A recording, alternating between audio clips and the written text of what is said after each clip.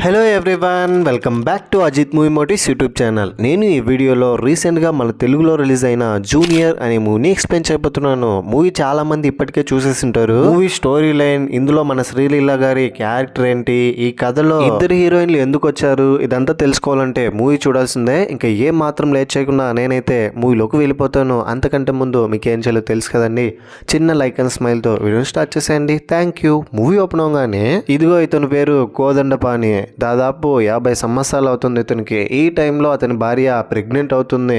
డాక్టర్స్తో పాటు ఊర్లో ఉన్న వాళ్ళందరూ ఆశ్చర్యపోతారు. అండ్ కొద్దిగా అందరూ ఎగతాళి చేస్తారు కోదండపాణిని, వాళ్ళ వైఫ్ని.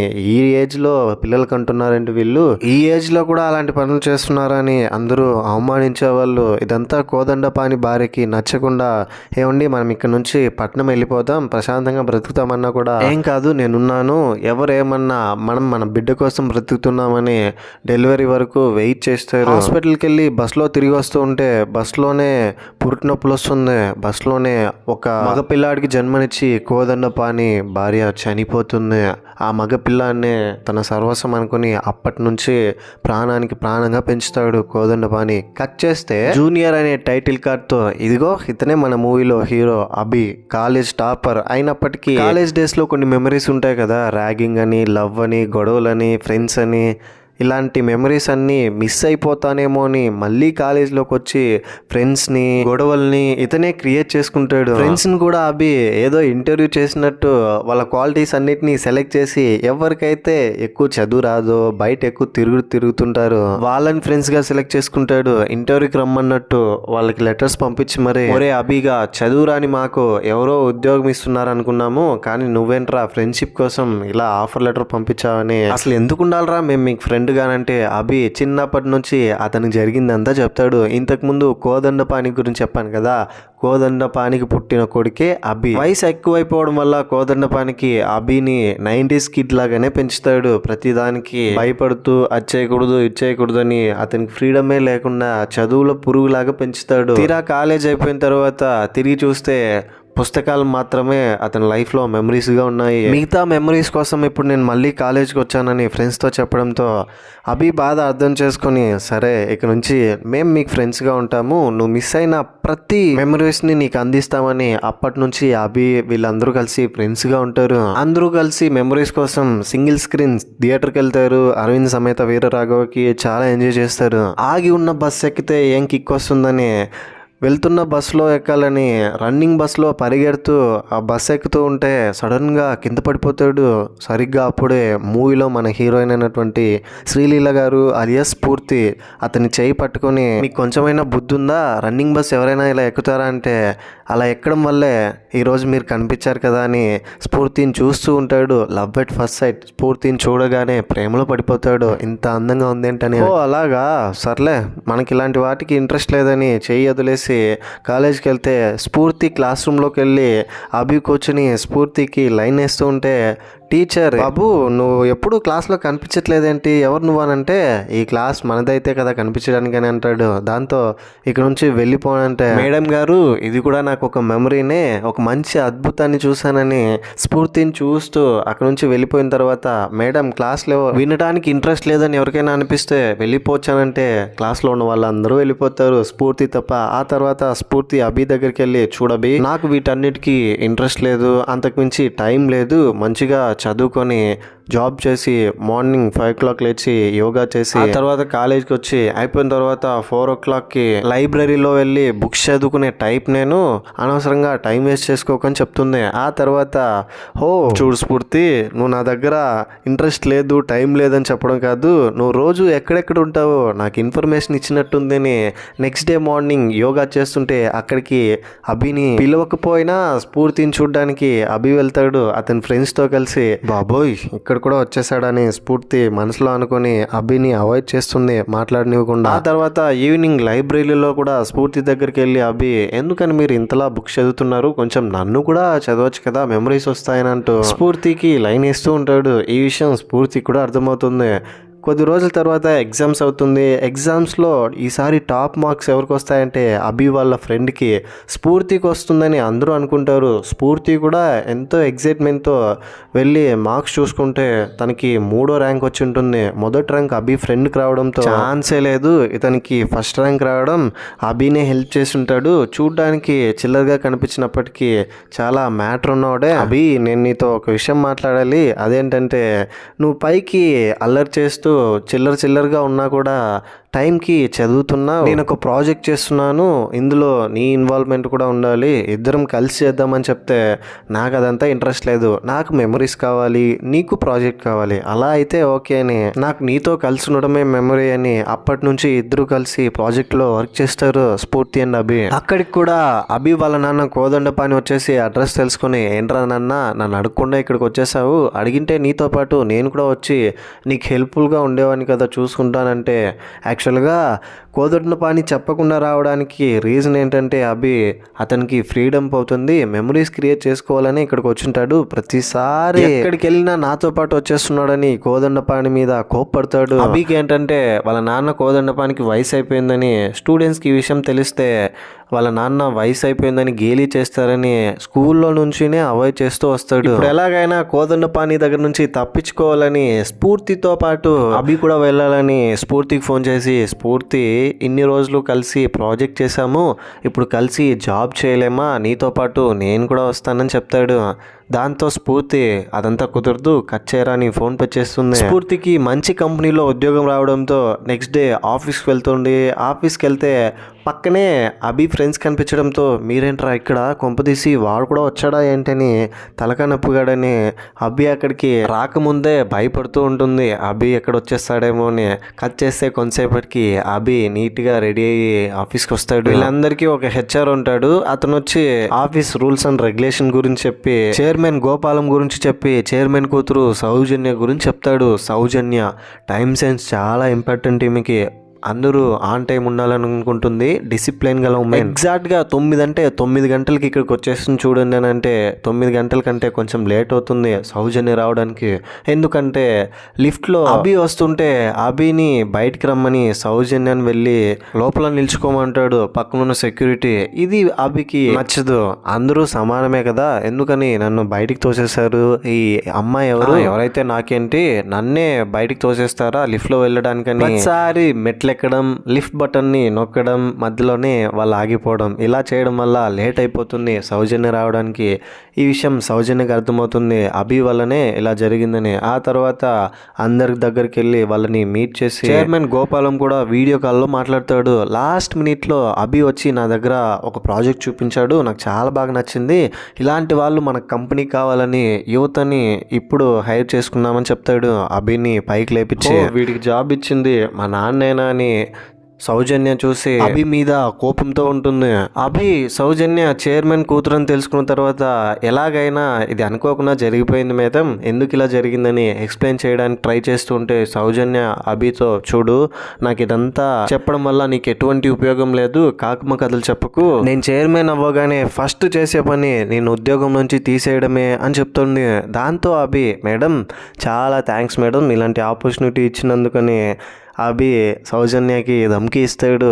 ఇక్కడ కూడా మళ్ళీ వీళ్ళిద్దరికి ఒకరి మీద ఒకరికి కోపం వస్తుంది. నెక్స్ట్ డే స్టేజ్ మీద అందరి ముందు చైర్మన్గా గోపాలం తన కూతురు సౌజన్యాన్ని అనౌన్స్మెంట్ చేస్తూ ఉంటే, హెచ్ఆర్ వల్లి మేడం కోసం ఒక సపరేట్ ఏవీ ప్రిపేర్ చేసామని ఏవీ ప్లే చేయిస్తారు. ఆ ఏవీలో సౌజన్య గురించి పొగుడుతూనే సడన్గా విచిత్రమైన వీడియోలు వస్తాయి, డిఫరెంట్ టైప్ ఆఫ్ వీడియోస్. ఇదంతా చూసి స్టేజ్ కింద ఉన్న వాళ్ళందరూ ఏంటిది అని అనుకుంటారు. సౌజన్య కూడా చాలా అవమానంగా ఫీల్ అవుతుంది. ఎవరు ఈ వీడియో ఎడిట్ చేశారో వాళ్ళని ఖచ్చితంగా నా స్టైల్లో వాడి సంగతి చూసుకుంటాను అనుకొని ఇంకా కోపంతో ఉంటుంది అభి మీద. ఇదంతా చేసింది అభినే అని సౌజన్యకి తెలుసు.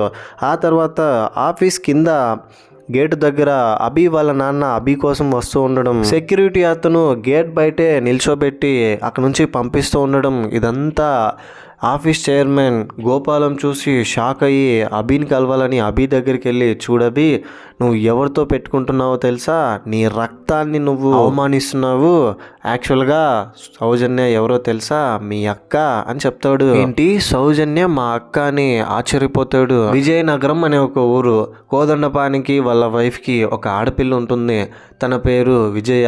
విజయనగరంని అభివృద్ధి చేయాలని విజయ అని ఒక పేరు పెట్టింటాడు. కోదండపాణి తమ్ముడే గోపాలం. గోపాలంకి పిల్లలు పుట్టట్లేదు, పెళ్ళై చాలా సంవత్సరాలు అయినప్పటికీ. అందువల్ల కోదండపాణి కూతుర్ని వీళ్ళ కూతురుగా చూసుకుంటారు ఎప్పుడైనా ఊర్లోకి వస్తే ఇంట్లోకి. అయితే సడన్ గా కోదండపాణి కూతురు విజయకి హెల్త్ ప్రాబ్లం వస్తుంది, డబ్బులు సరిపోవు ట్రీట్మెంట్కి. కిడ్నీ అమ్మేసైనా సరే విజయాన్ని కాపాడాలని కిడ్నీ అమ్మడానికి ట్రై చేసే ఈ విషయం పోలీసులు తెలిసి అతన్ని అరెస్ట్ చేసి జైల్లో పెడతారు. ఎలాగైనా విజయాన్ని కాపాడాలని అతని తమ్ముడు గోపాలం ఫోన్ చేసి, ఇక నుంచి విజయాన్ని మీరే పెంచుకోండి, మీ కూతుర్లా నాకు తను బ్రతికితే చాలని ఆపరేషన్ చేయించండి అని చెప్తాడు. గోపాలం కూడా అన్న కూతుర్ని సొంత కూతురులా చూసుకున్నాడు కాబట్టి స్వార్థంతో దంపతులు వీళ్ళిద్దరూ విజయాన్ని అడాప్ట్ చేసుకుంటారు. విజయకి వాళ్ళ నాన్న అంటే చాలా ఇష్టం, ప్రాణం అనుకోండి. వీళ్ళు పెంచుకుంటున్నా కూడా నాన్నగారి దగ్గరికి వెళ్ళిపోతానని రోజు ఏడుస్తూ ఉండేది. ఇదే విషయాన్ని తెలుసుకున్న కోదండపాణి ఇంటి దగ్గరకు వచ్చి, నువ్వు నాకు పుట్టిన శని, నీ వల్లే నా జీవితం ఇలా అయిపోయిందని విజయని బాగా తిట్టేవాడు, అతని మీద కోపం తెప్పించేలాగా. నిజానికి కోదండపాణి కావాలని ఇలా చేసింటాడు. కూతురికి అతని మీద కోపం తెప్పించాలి, తను అక్కడే ఉండాలనుకుని. ఆ తర్వాత విజయ పేరుని సౌజన్యగా మార్చి గోపాలం వాళ్ళ భార్య సౌజన్యని ప్రేమగా పెంచుతారు. అప్పటి నుంచే విజయ వాళ్ళ నాన్న మీద కోపంతో పెరుగుతుంది. ఇంతవరకు జరిగిందంతా గోపాలం అభితో చెప్తే, అభి నాకు ఒక అక్క ఉందా, మా నాన్నకి ఇంత పెద్ద ప్రాబ్లం వచ్చిందా, మా నాన్న నా మీద చూపించిన ప్రేమకి తిరిగి ఏమి ఇవ్వగలను, మా నాన్నని అర్థం చేసుకోవడమే తప్ప అని వాళ్ళ నాన్నగారిని అప్పుడు అర్థం చేసుకుంటాడు అభి, వాళ్ళ నాన్న ప్రేమని. ఆ తర్వాత అభి నేను సౌజన్య అని పిలుస్తాను, ప్రజెంట్ తన పేరు సౌజన్యని కాబట్టి సౌజన్య, మిగతా వాళ్ళందరూ విజయనగరం ఊరికి వెళ్తారు. ఆ ఊర్లో ఒక ప్రాజెక్ట్ కోసం. సొంత ఊరికి వెళ్ళినందుకు చాలా మెమరీస్ గుర్తొస్తాయి సౌజన్యకి. ఆ మెమరీస్తో వాళ్ళ నాన్న మెమరీస్ కూడా గుర్తొస్తాయి. ఇదంతా తనకి చాలా బాధనిస్తుంది. ఆ ఊరి ప్రెసిడెంట్ ఒక అతను సౌజన్య దగ్గరకు వచ్చి, మేడం మీరు ఎక్కడి నుంచో వచ్చి ఇక్కడ మా ఊర్లో ఏదో ప్రాజెక్ట్ అని ఊరిని మార్చేస్తాము, ఊరిని అభివృద్ధి చేస్తామని చెప్తే, మేం చెప్పినట్టుగానే ఇక్కడ మొత్తం నడవాలి, ఏం చేయాలనుకున్నా ఫస్ట్ మీరు నాతో చెప్పాలంటే నాకేం చేయాలో తెలుసు, ఇక్కడ నుంచి వెళ్ళు అని అతని మీద కోప్పడి సౌజన్య పంపించేస్తుంది. దీంతో సౌజన్య మీద ఒక ఆడపిల్ల నన్నే ఇలా అంటుందని చెప్తా దీని సంగతి అని అనుకుంటాడు. అతను ఊరి ప్రజలందరికీ వచ్చి, వీళ్ళు ఏదో చేస్తారంట, వీళ్ళు ఇక్కడ ఏం చేయనీయకండి, ఇంకా మన ఊరు డార్క్ అయిపోతుందని ఊరు ప్రజలందరినీ మోటివేట్ చేసి వీళ్ళని అక్కడ నుంచి పంపించేయమంటాడు. దాంతో ఊరు వాళ్ళందరూ వీళ్ళు ఆఫీస్ దగ్గరకు వచ్చి మొత్తం థింగ్స్ అన్నిటినీ పగలగొట్టి నాశనం చేస్తారు. వీటిని అర్థం చేసుకున్న అభి ఊరి ప్రజలందరినీ ఒక చోట చేర్చి ప్రొజెక్టర్ స్క్రీన్ ద్వారా వాళ్ళ ప్లాన్స్ ని, ఊర్లోకి కరెంట్ వస్తే ఎలా వాళ్ళ జీవితాలు మారుతాయనేది ప్రాపర్గా ఎక్స్ప్లెయిన్ చేయడం వల్ల అక్కడ ప్రజలకు అర్థమయ్యి వీళ్ళకి కూడా సపోర్టివ్గా ఉంటారు అప్పటి నుంచి. ఇందువల్ల సౌజన్యకి అభి మీద ఒక సాఫ్ట్ కార్నర్ ఏర్పడుతుంది. ఊరి ప్రెసిడెంట్ నా పవర్ ఏంటో చూపించాలని నైట్ టైంలో సౌజన్య పడుకునుంటే కొంతమంది మనుషులు పంపిస్తాడు. వెంటనే అక్కడ అభి ఉండడంతో వీళ్ళని చూసి వాళ్ళతో ఫైట్ చేసి వాళ్ళ అక్కని కాపాడి సర్పంచ్ దగ్గరికి వెళ్ళి ప్రెసిడెంట్ని, ఇంకోసారి ఆమె జోలికి వస్తే నేనున్నాననేది మర్చిపోకు, ఫస్ట్ నాతో పెట్టుకో, తర్వాత ఆమెతో పెట్టుకుంటూలే అని వార్నింగ్ ఇస్తాడు కొట్టేసి. ఆ తర్వాత అభి ఒంటరిగా కూర్చొని ఆలోచిస్తూ ఉంటే దేని గురించో సౌజన్య కిటికీలో నుంచి చూసి అభి దగ్గరికి వెళ్ళి, చాలా థ్యాంక్స్ నువ్వు అలా చేసినందుకు, ఈ ఊరంటే నాకు చాలా ఇష్టం, మా సొంత ఊరు ఇది, కానీ ఈ ఊర్లో ఒకరి మీద కోపం అని చెప్పి ఆ కోపం పోతుంది మేడం, మన అమ్మా నాన్నల కోపం వెనక ప్రేమ కూడా అంతే ఉంటుంది, సడన్ గా మన మీద ఎవరైనా అంతలా కోపం చూపిస్తున్నారంటే ఎంతో కొత్త ప్రేమ ఉన్నందువల్లనే కదా అని చెప్తాడు. మా నాన్నగారు మాట్లాడాలంట మేడం అని అభి వాళ్ళ నాన్నతో సౌజన్యతో మాట్లాడిస్తాడు. అభి వాళ్ళ నాన్న సౌజన్యాన్ని మోటివేట్ చేస్తాడు. ఇలాంటి సమయంలోనే చాలా స్ట్రాంగ్గా ఉండాలమ్మా అని. వాళ్ళ టీం మెంబర్స్ అందరూ ఆ ఊర్లో నుంచే వెళ్ళిపోతారు, మాకు ఈ ఉద్యోగాలు వద్దు, వేరొక ప్లేస్మెంట్ వచ్చిందని. దాంతో సౌజన్య ఏం చేస్తుందంటే అదే ఊర్లోనే ఎంప్లాయ్మెంట్ క్రియేట్ చేస్తుంది. పక్క ఊరికి వెళ్ళి కష్టపడుతూ జాబ్ చేస్తున్న అమ్మాయిలకు బాగా చదువుకొని ఉద్యోగం లేక ఊర్లోనే ఉన్న వాళ్ళకి ఉద్యోగం ఇస్తుంది. అందరూ ఉద్యోగం చేయడానికి రెడీ అవుతారు. ఊరు వాళ్ళందరూ ఇంకా ఊరు అభివృద్ధి అవ్వబోతుందని చాలా హ్యాపీగా ఉంటారు. అందరూ కలిసి ఒక పార్టీ కూడా చేసుకుంటారు. ఈ పార్టీకి అభి అండ్ వాళ్ళ ఫ్రెండ్ వెళ్తారు. ఒక అమ్మాయి డ్యాన్స్ వేయడానికి వస్తుంది. ఎవరో ఆ అమ్మాయితో నేను డ్యాన్స్ చేయడం ఏంటి, ఏంజల్ నాకు ఇష్టమైన అమ్మాయిని నేను ఊహించుకుంటానని తన గర్ల్ ఫ్రెండ్ స్ఫూర్తిని తలుచుకుంటూ డ్యాన్స్ చేస్తాడు. ఇక్కడే వైరల్ సాంగ్ వస్తుంది, అదేనండి వైరల్ వయ్యారి సాంగ్. ఆ తర్వాత అభి వాళ్ళ నాన్నకి ఆరోగ్యం బాగాలేదని ఫోన్ కాల్ వస్తుంది. అభి వాళ్ళ నాన్న అభికి చెప్పకుండానే హాస్పిటల్కి వెళ్ళింటాడు. ఏంటి నాన్న నాతో చెప్పకుండానే ఇక్కడికి వచ్చేసావా అని అభి వాళ్ళ నాన్నతో మాట్లాడుతుంటే రోడ్డు మీద అభిని కొట్టాలని ఆ ఊరి ప్రెసిడెంట్ మనుషులు వచ్చి అభి వాళ్ళ నాన్నని కొడతారు తల మీద. దాంతో అభి వాళ్ళ నాన్నని హాస్పిటల్ తీసుకెళ్తాడు. ఇంకోవైపు సౌజన్య వాళ్ళ నాన్న మీద ఉన్న ప్రేమని ఇన్ని రోజులు దాచుకొని ఉంటుంది కదా, ఇప్పుడు వాళ్ళ ఊరిని వాళ్ళ నాన్న ప్రేమని మళ్ళీ గుర్తు తెచ్చుకొని ఏడుస్తూ ఎలాగైనా వాళ్ళ నాన్నని చూడాలనుకుంటుంది. కోదండపాణి హాస్పిటల్లో ఉన్నాడు, అతని తలకి దెబ్బ తగిలింది అన్న విషయం తెలియగానే వెంటనే వాళ్ళ నాన్నని చూడడానికి సౌజన్య వెళ్తుంది. వాళ్ళ నాన్నగారి దగ్గరికి వెళ్ళి, నాన్న నేను విజయాని ఇంకా నన్ను వదిలి ఎప్పుడూ వెళ్ళకు నాన్న అని చెప్పడంతో కోదండపాణి విజయాన్ని చూసి చాలా ఎమోషనల్ అయిపోయి ఎక్కడికి వెళ్ళనరా అని గట్టిగా హగ్ చేసుకుంటాడు. పక్కనే ఉన్న అభిని చూసి, చూడు విజయ, ఇతనే నన్ను హాస్పిటల్లో జాయిన్ చేశాడు, ఎవరో నాకు తెలియదు కానీ చాలా థ్యాంక్స్ బాబు అని చెప్తాడు. దీంతో అభికి అర్థమయ్యేది ఏంటంటే వాళ్ళ నాన్న తలకి దెబ్బ తగలడంతో గతం మర్చిపోయాడు, అభిని గుర్తుపట్టలేకపోయాడని. కేవలం విజయ మాత్రమే అతనికి గుర్తుంది, అభిని పూర్తిగా మర్చిపోయాడు. అక్క నాన్న ఇద్దరు కలిసారని బాధపడాలో నన్ను కొడుకుగా మర్చిపోయాడు, అక్కకి నన్ను పరిచయం చేయలేకపోయాడని, నేనే తన తమ్ముడని చెప్పలేకపోయాడని బాధపడాలో సంతోషం బాధ రెండూ ఒకేసారి వచ్చింది ఏంటని అభి అతనిలో అతను చాలా కుమిలిపోతాడు. కొన్ని రోజుల తర్వాత అభి సౌజన్యకి తమ్ముడిలాగా సపోర్టివ్గా ఉంటాడు. సౌజన్య కంపెనీలోనే వర్క్ చేస్తూ ఇద్దరు. అభి వాళ్ళ నాన్నని ఫోటోలో ఉన్న ఆ పాప ఎవరంటే నా కూతురు విజయ అని చెప్తాడు. నిజానికి ఆ ఫోటో అభిది.